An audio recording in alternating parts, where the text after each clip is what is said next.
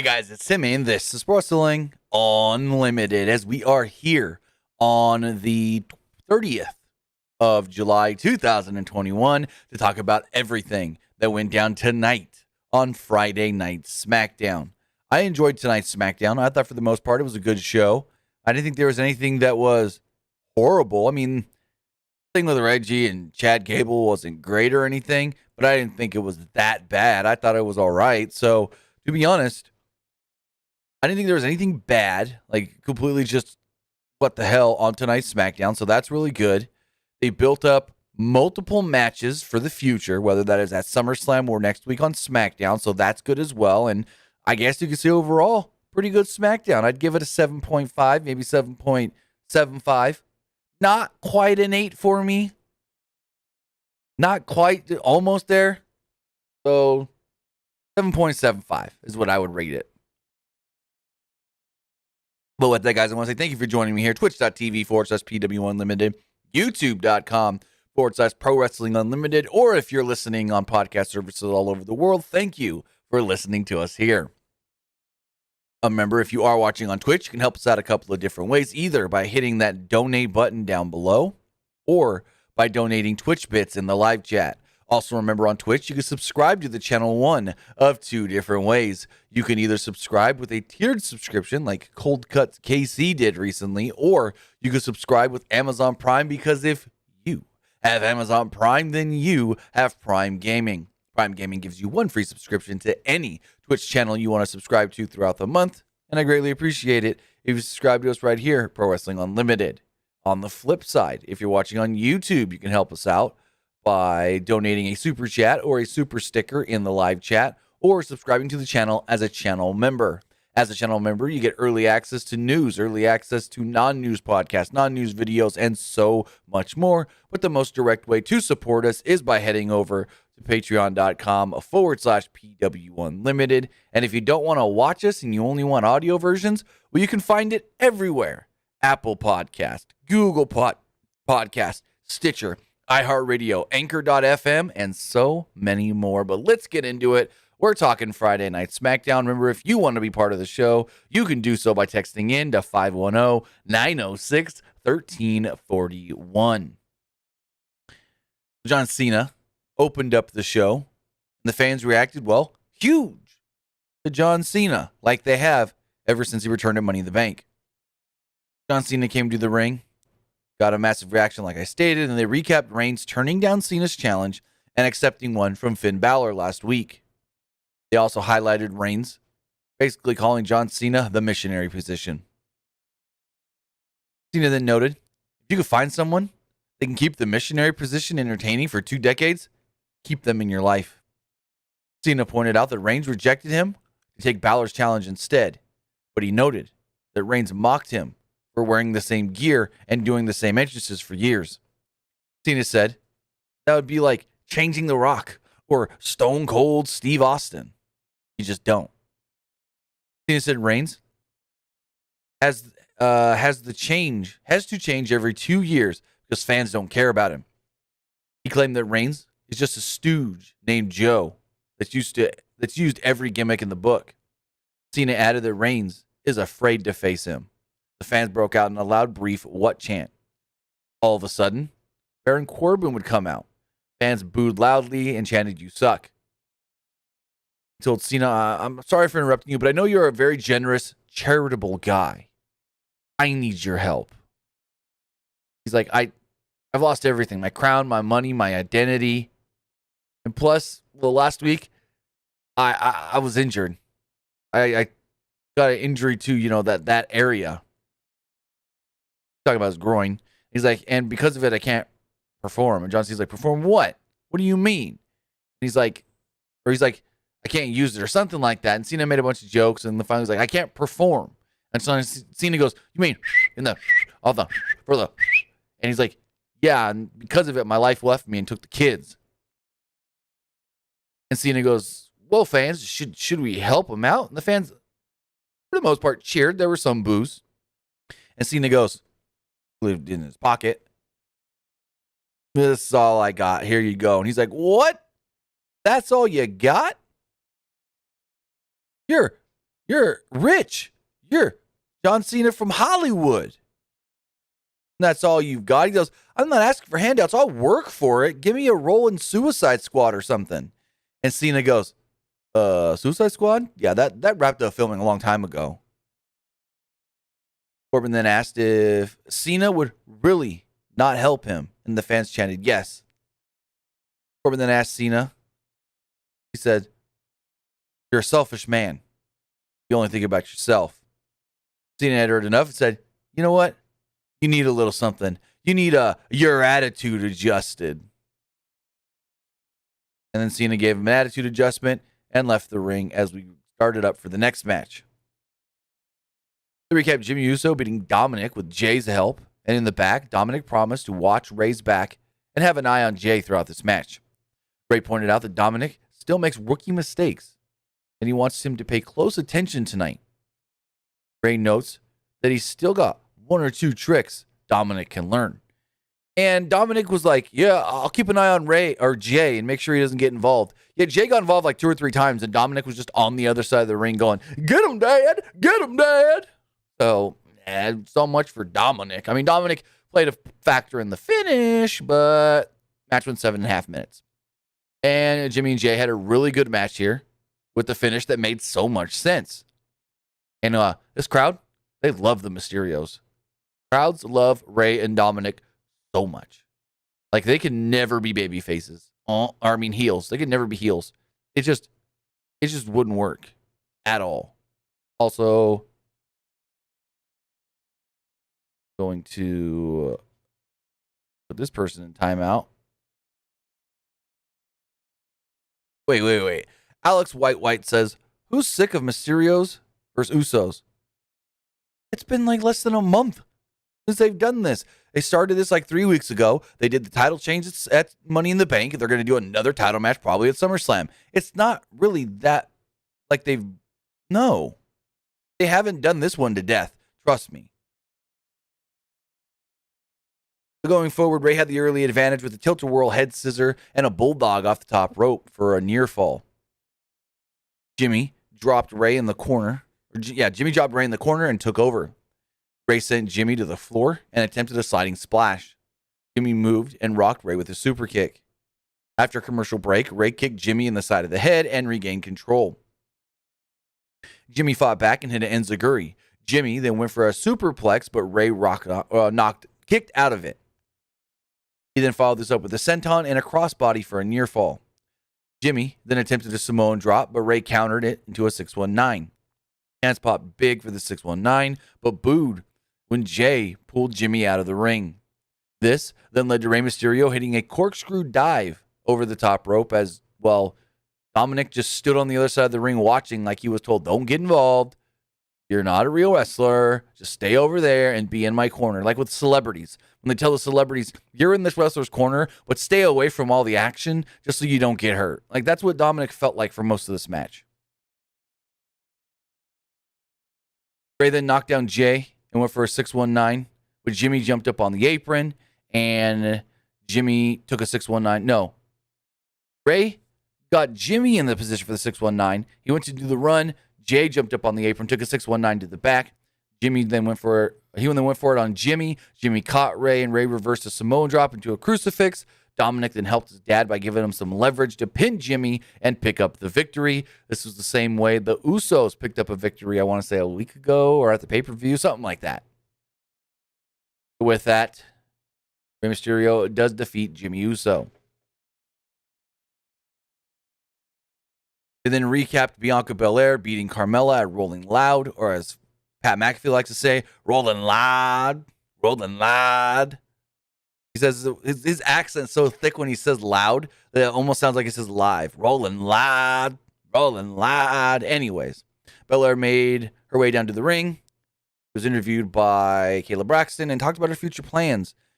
She said that, or Kayla said, you've been champion for over 100 days, 110 days to be exact, and the fans went crazy for it and shouted EST. Carmella would then come out and demand yet another title shot for the SmackDown Women's Championship. Fans booed that. Carmella claimed she lost her Rolling Loud because the lighting was bad And everyone couldn't see that she's the most beautiful woman in WWE. Zelina Vega would then interrupt and go, no, you don't want this, Carmella, because then you'll be a 3-time loser. I want a shot. The fans booed even more. Belair then goes, you know what, Zelina? I'll accept your challenge. And then all of a sudden, Carmella would attack Belair from behind. The two heels would team up to attack Zelina. The two heels would team up to attack Bianca Belair. When out of nowhere, actually not really out of nowhere because everybody expected it, Sasha Banks' music hits. She runs down to the ring and makes the save to a massive ovation from the crowd. Also, PW Torch's Wade Keller was at the show and said this may have been one of the loudest, most interactive, most vibrant crowds he's ever been around at a wrestling show, or at least at a WWE show. Hold on. I want to read his tweet verbatim. Wade Keller tweeted out,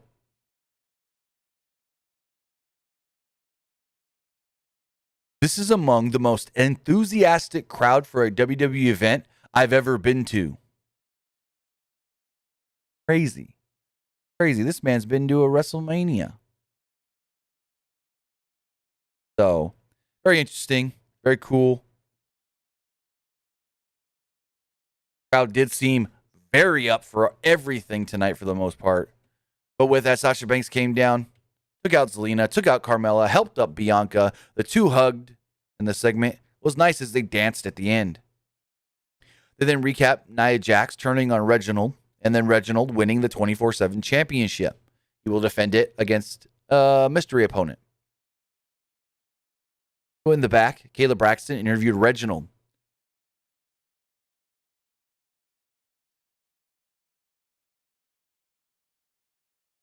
He told Kayla, call me Reggie.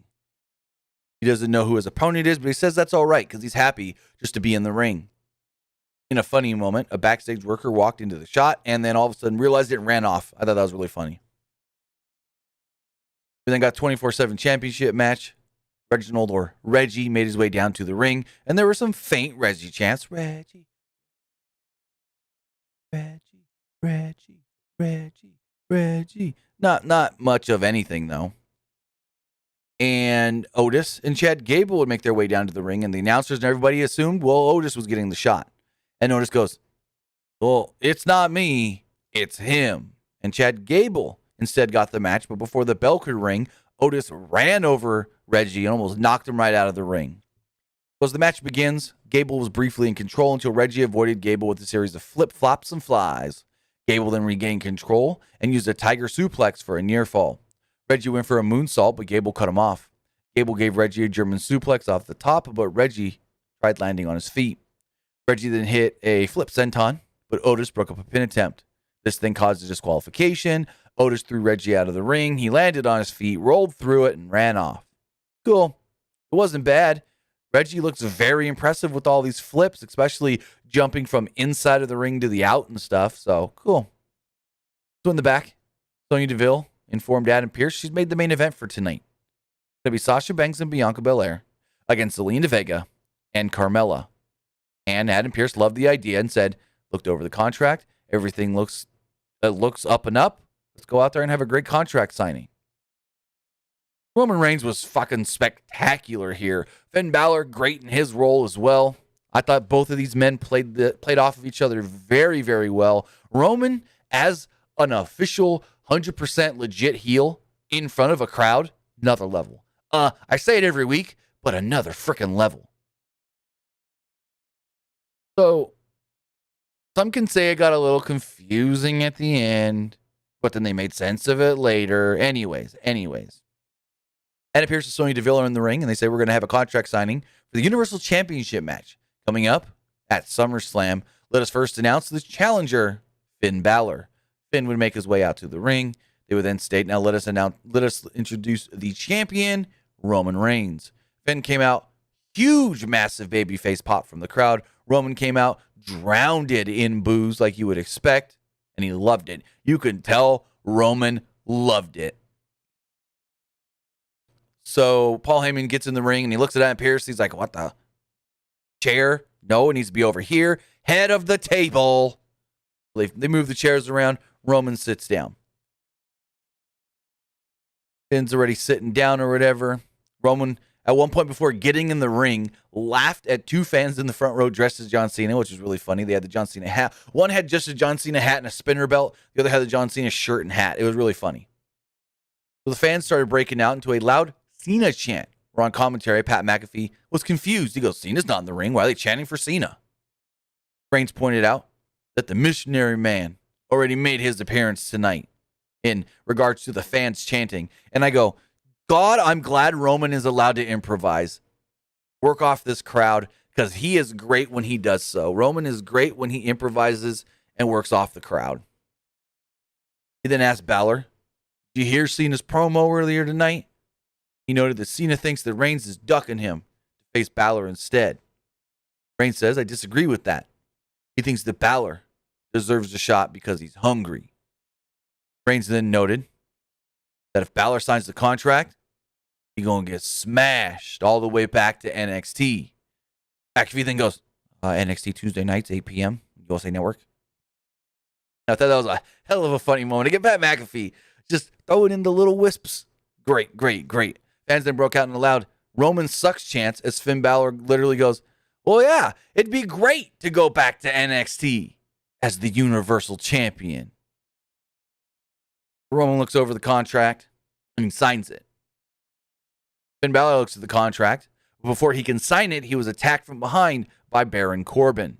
Baron Corbin beat down Balor, threw him out of the ring, threw him over into the announcer's little pit area where they sit. Corbin jumps back into the ring. Roman's just sitting there going, what the fuck is about to go down? What is going on? And Corbin almost signs the contract when Cena would run out and throw Corbin out of the ring. Cena then grabbed the contract, and Cena signed it with a big C-E-N-A, and then regular signature. And Pat McAfee and Michael Cole both go, is that legal? Can he really do that? And Roman Reigns got this look on his face like, no, you fucking didn't. No, you didn't, bro. And so we go to commercial. And when we come back, Sonya Deville, Nana Pierce are walking through the backstage area, and they're looking at each other, and they're kind of just like, okay. Didn't go as expected, but okay. And all of a sudden, they're stopped by Paul Heyman. Paul Heyman's like, are you kidding me right now? He's like, so that's not what's going to happen, right? And they're like, well, Cena signed the contract. And basically, he's like, yeah, but it says Roman Reigns, Finn Balor. He signed where it says Finn Balor. And Adam Pearce goes, looks at Sonya, looks back over and goes, well, as far as I'm concerned, two men signed this contract, and this match is now official for SummerSlam. Sonya Deville also confirms it, saying that Roman Reigns will defend the WWE Universal Championship against John Cena at SummerSlam. So it's different. It's a different way to get the match. You make us think. Well, actually, WWE never made us think it was, well, no. They make us think that it's Roman John Cena. Then they make us think maybe they're not going to do Roman John Cena. Then, in the end, they do set up Roman John Cena. And I liked the way they did it, where it's like, okay, he signed the contract, but his name's not actually on the contract, but the officials are going to allow it. Technically, Heyman can go to a lawyer and get this thing null and voided, because the line he signed, if it really says Finn Balor and not just challenger, then it's not a legally binding signature on the contract for John Cena, but they're going to go with it. Whatever. I'm looking too much into it. Next up, we had a 6-man tag team action. Match went just shy of 7 minutes. It was Big E, Cesaro, and Shinsuke Nakamura taking on the team of Dolph Ziggler, Robert Roode, and Apollo Crews. Cesaro did not get a television entrance. Big E got a TV entrance, and Nakamura did. But Cesaro didn't, and neither did any of the heels get an entrance in front of the television crowd. They got one in front of the live crowd, but not the TV crowd. So this match was good while it lasted. They didn't give him a lot of time for a 6-man tag. I thought they could have gone a little bit longer since there were 6 men in there, but whatever. Fans sang Nakamura's song as he entered the ring. Pat McAfee jumped up on his chair and danced as well. Crews sent Big E to the floor early on as these two started off. Then Ziggler and Roode hit a spinebuster zigzag on Mr. Money in the Bank. Back from a break, Cesaro got the hot tag and rocked Ziggler with an uppercut. He followed this up with a giant swing and a sharpshooter, but Roode made the save. Nakamura got the tag and set up for a Kinshasa, but Ziggler avoided it. Cruz then scored a near fall, but Cesaro made the save. Big E ran in and gave Rude a big ending to a huge pop from the crowd.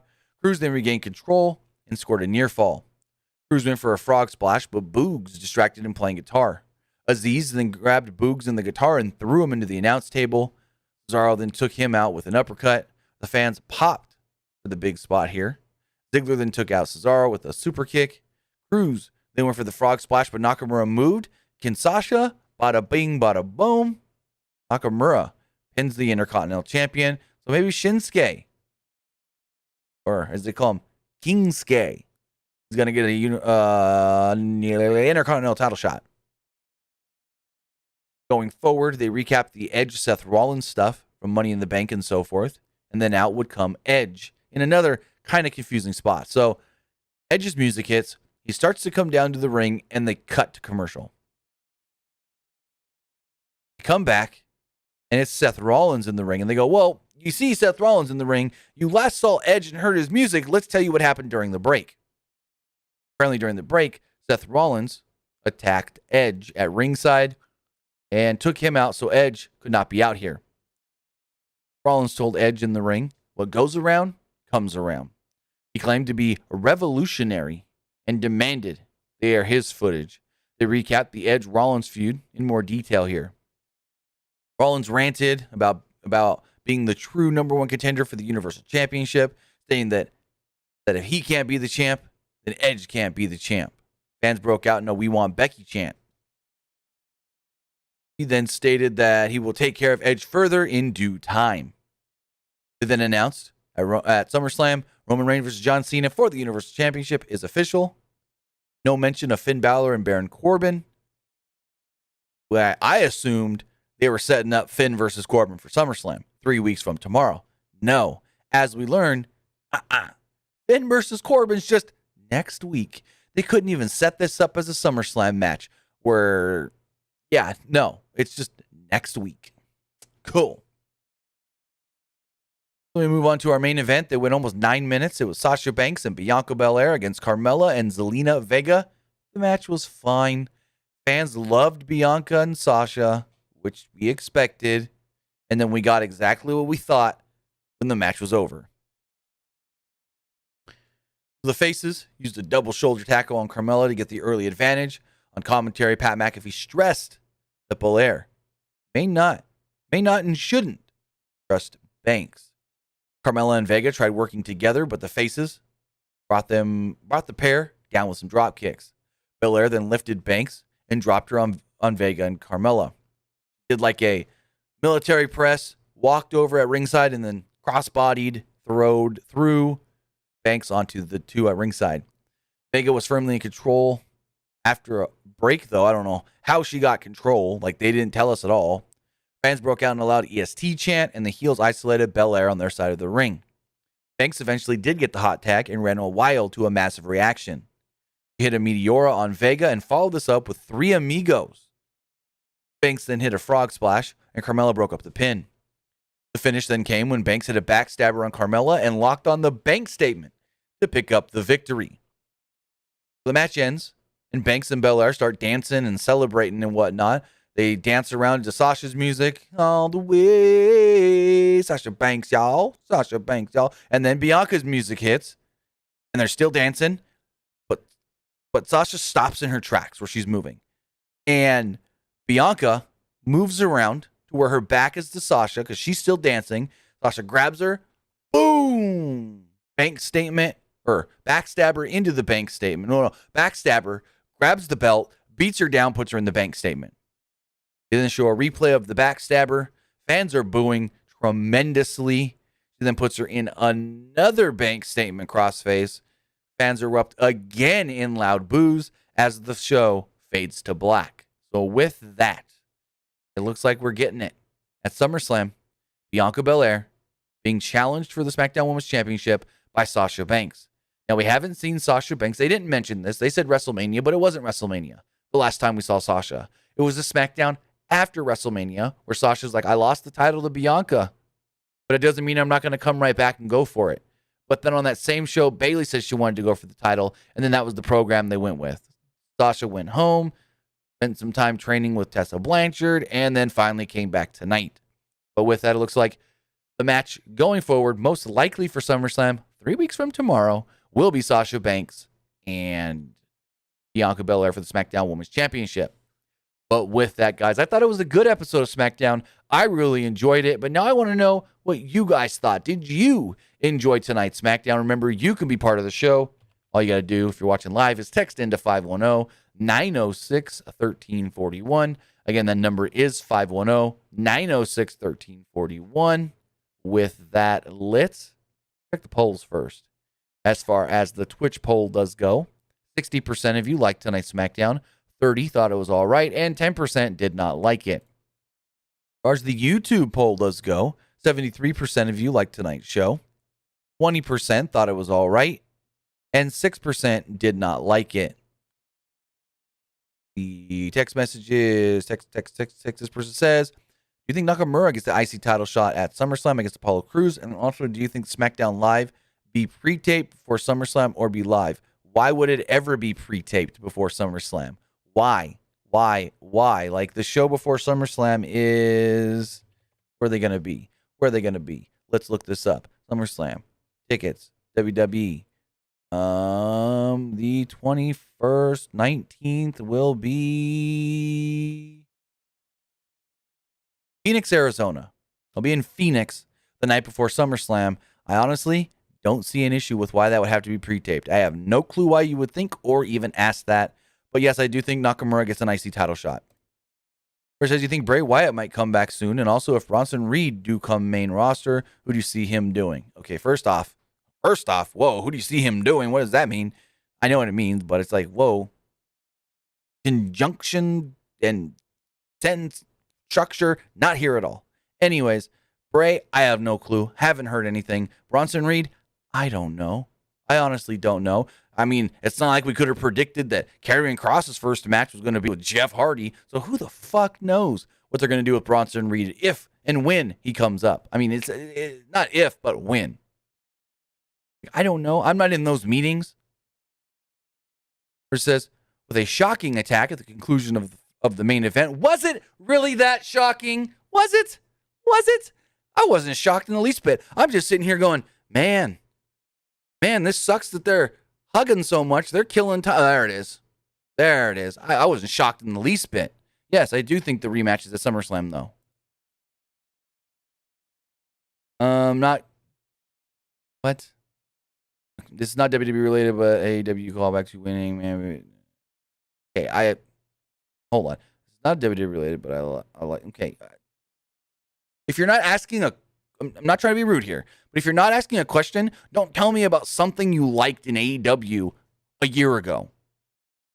Like, that is, if you were asking a question about AEW, I'll answer it. But don't just randomly go, hey, by the way, I liked when this happened a year ago in AEW. Like, what? Huh? How's that have anything to do with anything? Or it says, Roman Reigns is so good at getting the reaction from the crowd when he does his promo. He is pure gold on SmackDown. Couldn't agree more. Or it says, we all knew Sasha was turning on Bianca. Do you think Sasha will win the SmackDown Women's title at SummerSlam? That's the big question. Do they do the title change? I don't think so. I honestly wouldn't be shocked if they did, but I don't think they do. It says, the whole Finn Balor Roman Reigns SummerSlam contract was a dumbass move. Why even insert Finn just to take him out if the plan was always Cena? To swerve us, to make us think maybe there is that slight possibility it's not actually Cena, and set up whatever this is with Finn and Baron Corbin. It says, who do you think will beat the Usos for the SmackDown Tag Team Championships? I mean, why not put it back on the Mysterios? I don't see the Usos losing them for a while because the big thing is the Bloodline all having titles. So I don't see the Usos losing them for a while. It says, do you think Finn will face Roman after SummerSlam? Very, very, very likely. I think it's almost inevitable. It says, after the comments Roman made to Finn, do you think Summer of Cena, do you think on the Summer of Cena, we get Finn versus Cena rematch? Finn versus Cena rematch? Have we ever had Finn versus Cena? Hold on. John Cena versus Finn. We ever had John Cena versus Finn? Oh, we have. No. Oh, we have. In an Elimination Chamber qualifying match back in January of 2018. Okay, I didn't know that. But no, I don't think we get Finn versus Cena. I don't think we get that at all. Because Cena didn't screw Finn. Yes, he took Finn's opportunity, but he didn't screw Finn technically. He came out after somebody else did. So, no, I don't think we get Finn versus Cena on the road to WrestleMania, or road to SummerSlam, I should say. But with that, guys, I want to say thank you for joining me here. Twitch.tv/PW Unlimited, YouTube.com/Pro Wrestling Unlimited, or if you're watching on podcast services all around the world, or not watching but listening on podcast services all around the world. Remember, we will be live again this Monday for Monday Night Raw. So have a great night, guys, and I'll see you next time. Not just have a great night, but have a great weekend as well. I'll see you next time.